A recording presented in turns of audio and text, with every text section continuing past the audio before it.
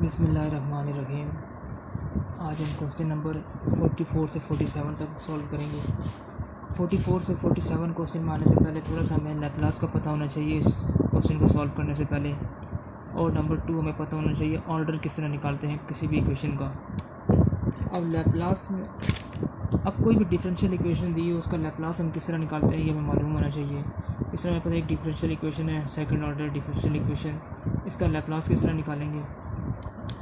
जो भी इसकी पावर होगी सबसे पहले उसको लिखना है स्क्वायर की फॉर्म में। इसका सेकंड ऑर्डर है, सेकंड पावर है, सबसे स्क्वायर आ जाएगा।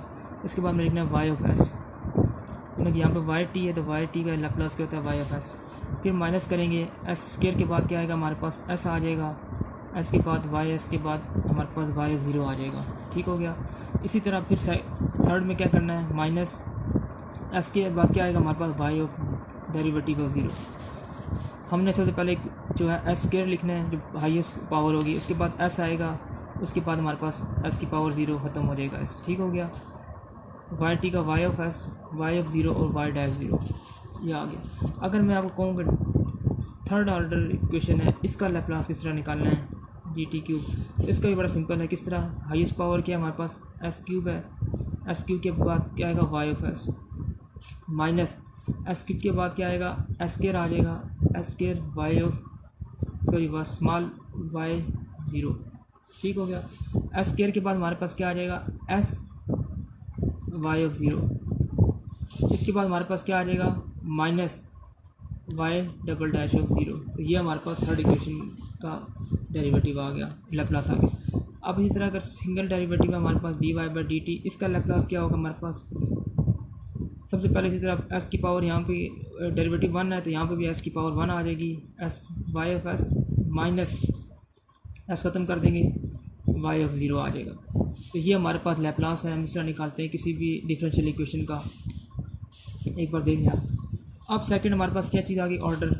अब कोई भी इक्वेशन दे रखी है S cube plus 2 S square plus 3s plus 4, इसका ऑर्डर क्या होगा, जो हाईएस्ट पावर होगी वो हमारा ऑर्डर बन जाता है, जिससे इसका ऑर्डर हमारे पास क्या हो गया 3। तो अब ये हमने सॉल्व कर दिया। अब हम क्वेश्चन में आते हैं। अब इस क्वेश्चन में हमसे पूछा क्या गया है, डैम्पिंग रेशो निकालें। डैम्पिंग रेशो से आने से पहले हमें इसको एस स्क्वायर में लानी है ताकि हमारे पास इक्वेशन ईजी हो जाए। तो वो इसी तरह 2 वैसी का वैसे ही आ जाएगा हमारे पास। अब सेकंड डेरिवेटिव है तो इसका लैप्लास क्या होगा S square highest power into Y of S minus S ख़त्म कर देंगे Y of S, S square के बाद एस आएगा S Y of zero minus Y dash of zero. ठीक हो गया। ये हमारे पास इसका लैप्लास आ गया, प्लस 4 वैसी का वैसी आ गया। फर्स्ट डेरिवेटिव का लैप्लास क्या होगा एस हाईएस्ट पावर एस है, S Y of S minus S के बाद क्या आएगा वाई ऑफ ज़ीरो। ठीक हो गया। तो ये हमारे पास आ गया इसका लैप्लास। इसके बाद हमारे पास क्या है प्लस 8 वैसी का वैसी आ जाएगा। वाई का लैप्लास क्या हो जाएगा Y of S is equal to 8x of S. अब ये हमारे पास लैप्लास हमने ले लिया है, सारी इक्वेशन का लैप्लास हमने ले लिया है जो ये इक्वेशन थी। अब हमने क्या करना है सेकंड स्टेप। अब इसमें जो वाई ऑफ ज़ीरो है और Y of dash of zero है, इसका मतलब क्या कि अगर हमारे इस क्वेश्चन में कोई इनिशियल वैल्यू दे रखी है तो वो पुट करेंगे, लेकिन इस क्वेश्चन हमें इनिशियल वैल्यू नहीं दे रखी तो हम डिफ़ॉल्ट में क्या ज़ीरो पुट कर देंगे। तब ये इक्वेशन और इजी हो जाएगी। किस तरह 2s square Y of S वैसे ही आ जाएगा, ये भी ज़ीरो ये भी ज़ीरो। अब आगे क्या आएगा 4 plus 4s Y of S, ये आ गया मेरे पास। आगे ये भी ज़ीरो है, plus 8 Y of S is equal to 8 of X of S. ये मेरे पास इक्वेशन आ गई। अब क्या करना है अब मैंने सारी इक्वेशन को Y S into X of S के फॉर्म में लिखना है। अब ये किस तरह मैं लिख सकता हूँ, आप देखें यहाँ पे मैं वाई एस को कॉमन ले लूँ। अगर वाई एस कॉमन आ गया तो आगे क्या आएगा हमारे पास 2s square plus 4s plus 8। ठीक हो गया। और यहाँ पे क्या आ जाएगा 8x ऑफ एस। अब मैंने क्या करना है Y S by X of S करना है Y S into X by S is equal to क्या हो जाएगा 8x ऑफ एस। इसी तरह आ जाएगा मेरे पास 2s² प्लस 4s प्लस 8। ये मेरे पास आ गया इक्वेशन। अब मैं क्या करता हूँ 2 को नीचे कॉमन ले लेता हूँ। जब 2 को कॉमन लूँगा तो मेरे पास इसे हम टी एस के इक्वल कह सकते हैं। ये टी एस हो गया तो यहाँ पे क्या आ जाएगा 4 आ गया और नीचे क्या आ जाएगा s² प्लस 2s प्लस 4। ये हमारे पास इक्वेशन नंबर 1 आ गई। अब मैंने इस इक्वेशन को टी एस की फॉर्म में लिख लिया। ये आ गया मेरे पास इक्वेशन नंबर 1। अब उसने क्या किया कंसीडर सेकंड ऑर्डर सिस्टम। अब सेकंड ऑर्डर सिस्टम की हमें फॉर्म पता होना चाहिए। सेकंड ऑर्डर की फॉर्म किस तरह होती है ये आपने अब याद रखना है कि कोई भी सेकंड ऑर्डर इक्वेशन आ जाए तो उसको हम यूँ लिख सकते हैं। उसकी जो जनरल फॉर्म होती है वो यूँ होती है k omega n square into S square plus 2 zeta omega N S plus omega N square. ये कोई भी अगर सेकंड ऑर्डर इक्वेशन पूछ ले तो हमें उसकी जनरल फॉर्म ये हम उसको इस तरह लिख सकते हैं, जिसमें अब ये जो ज़ीटा है इसे हम डैम्पिंग कोफिशिएंट भी कहते हैं। ये डैम्पिंग रेशो भी कहते हैं। तो अभी इस क्वेश्चन में हमारे से इसने ये पूछा है द डैम्पिंग रेशो क्या है। डैम्पिंग रेशो मतलब क्या, इस ज़ीटा की वैल्यू क्या है। अब ज़ीटा की वैल्यू हम किस तरह निकाल सकते हैं, हमने क्या करना है, हमने इस इक्वेशन को ये जो नीचे डोमिनेटर है इससे कंपेयर करना है। तो हमारे पास क्या आ जाएगा ईटा की वैल्यू डैम्पिंग रेशो आ जाएगी। किस तरह करें, देखें एस के कोफिशिएंट 1 है, यहाँ भी 1 है। यहाँ पे एस का कोफिशिएंट क्या है 2 है, यहाँ पे एस का कोफिशिएंट क्या है ये है। तो यहाँ पे लिख सकते हैं 2 ज़ीटा ओमेगा एन, इसका कोफिशिएंट ये है, ये इसके इक्वल हो जाएगा इज इक्वल टू 2 के। तो यहाँ 2 से 2 कट जाएगा तो हमारे पास डैम्पिंग रेशो क्या आ जाएगी 1 बाय ओमेगा एन। ये हमारे पास डैम्पिंग रेशो आ गई। अब हमें ओमेगा एन की वैल्यू फाइंड करनी है। वो किस तरह फाइंड करेंगे, देखें इसी इक्वेशन से। यहाँ पे देखें ओमेगा एन स्क्वायर है, यहाँ पे ओमेगा एन स्क्वायर है, यहाँ पे क्या 4 है। ये दोनों आपस में क्या हो जाएंगे, इक्वल हो जाएंगे। तो omega N square is equal to 4, तो ओमेगा एन क्या आ जाएगा 2 के इक्वल आ जाएगा। तो यहाँ पे पुट कर दें, ज़ीटा क्या हो जाएगा 1 बाई 2। तो अगर हम डैम्पिंग रेशो करेंगे तो क्या आ जाएगा 0.5। यही हमें दे रखा है पहले क्वेश्चन में। देखें डैम्पिंग रेशो क्या है 0.50, जो कि हमें अभी प्रूव कर दिया है। सिंपल आपने क्या रखना है, सबसे पहले तो इसको डिफरेंशियल इक्वेशन को लाना है इस फॉर्म में, ये जो मैंने लिख दी है। इसके बाद क्या है, हमारे पास सेकंड ऑर्डर इक्वेशन की जो हमारे पास एक फॉर्म होती है वो इस तरह होती है। सेकंड ऑर्डर कोई भी इक्वेशन हो उसकी हमारे पास ये फॉर्म होती है। इसको इससे हमने कंपेयर करना है।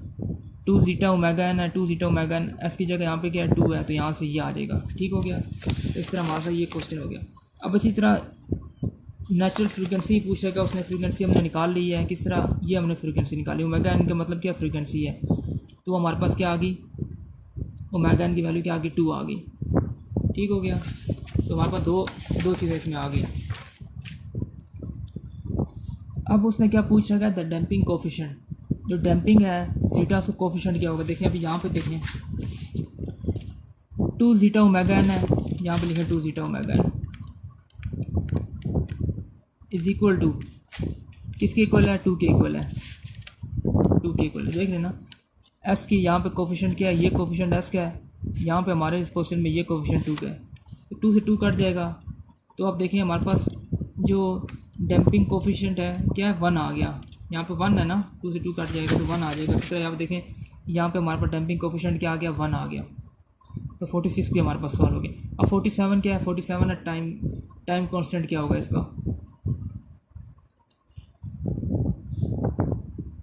अब ये क्वेश्चन 47 में टाइम कांस्टेंट का पूछा है।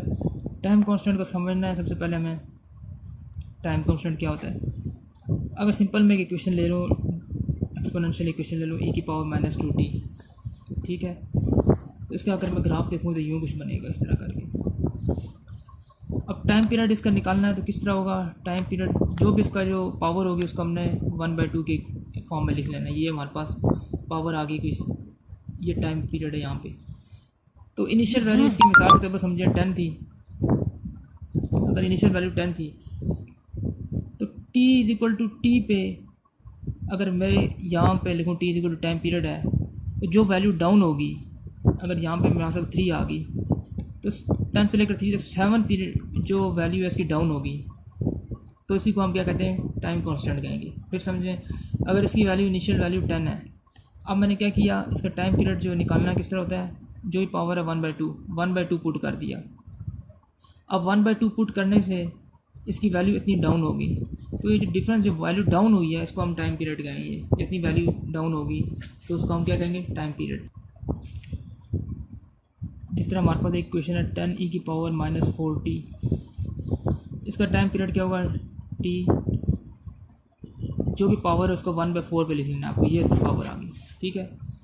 अब इसका ग्राफ किस तरह बनता है, यहाँ से स्टार्ट होगा, यहाँ सबसे पहले t की वैल्यू 0 पुट करेंगे तो यहाँ पे हमारे पास मैक्सिमम वैल्यू क्या आ जाएगी, 10 आ जाएगी, 10। अब t की वैल्यू 1/4 पुट करें आप इस इक्वेशन में, तो ये हमारे पास कुछ आएगा,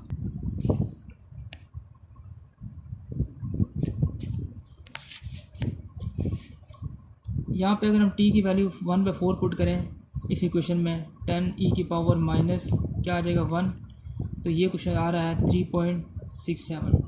अब टाइम कांस्टेंट क्या हो जाएगा, इनिशियल वैल्यू जो 10 है उससे जो 3.67 मतलब 63.3 वैल्यू डाउन होगी, तो ये हमारे पास टाइम कांस्टेंट हो जाएगा। इनिशियल वैल्यू की इतनी परसेंट हमारे पास वैल्यू डाउन होगी, तो ये इसके क्या हो जाएगा, टाइम कांस्टेंट। तो अब क्वेश्चन नंबर पे आते हैं अपने पार्ट पे। यहाँ पे हमें पता है कि हमारे पास ईटा की वैल्यू क्या है, 0.5 है। अगर ईटा की वैल्यू लेस देन 1 और ग्रेटर देन 0 तो ये हमारे पास क्या होता है, अनडैम्प्ड सिस्टम से कहते हैं, अंडर डैम्प्ड सिस्टम, ठीक हो गया। तो हमारे इस क्वेश्चन में ये हमारे पास अंडर डैम्प्ड सिस्टम है। अंडर डैम्प्ड सिस्टम है तो इसके अंडर डैम्प्ड सिस्टम है, इसके रूट हमारे पास जो b² - 4ac है वो आप देखेंगे कम्प्लेक्स बनेंगे, तो कम्प्लेक्स बन रहे हैं। अब इसका टाइम जो हम इक्वेशन किस तरह निकालेंगे, एंड की इक्वेशन वो मैं आपको बता देता हूँ। मैंने निकाली है इस तरह, ये इसका प्रूफ है, काफ़ी लंबी है, इसके लिए पूरा लेक्चर लेना पड़ेगा। तो ये हमारे पास क्या आ गई, सेकंड ऑर्डर इक्वेशन का एंड की इक्वेशन जिसमें हम टाइम पीरियड निकालेंगे, तो वो इस तरह आ गई। इसमें अब हमें पता है जीटा की वैल्यू क्या है, हमने फाइंड कर रखा है पिछले इक्वेशन में 0.5 है। इसके बाद हमारे पास क्या आता है, ओमेगा एन भी निकाल रखा है, ओमेगा एन की वैल्यू 2 है। ये दोनों वैल्यू यहाँ पे पुट कर दें तो क्या आ जाएगा, e⁻⁻ -0.5 × 2 आगे t आगे, ठीक हो गया। तो क्या आ जाएगा, e⁻⁻1 × t। अब इसका टाइम पीरियड मैंने आपको बताया किस तरह निकालते हैं, जो भी कोफिशिएंट होगा उसको वैल्यू को 1 की फॉर्म में लिख लेना, 1/1, ठीक हो गया। तो उसका टाइम पीरियड टाइम कांस्टेंट क्या आ गया हमारे पास, 1 आ गया। अब यहाँ देखें इस क्वेश्चन में हमें दे रखा है टाइम कांस्टेंट क्या है, 1 है। अब ये क्वेश्चन किस तरह आई है, इसके काफ़ी लंबा प्रूफ है, ये मैं बताऊँगा आपको बाद में।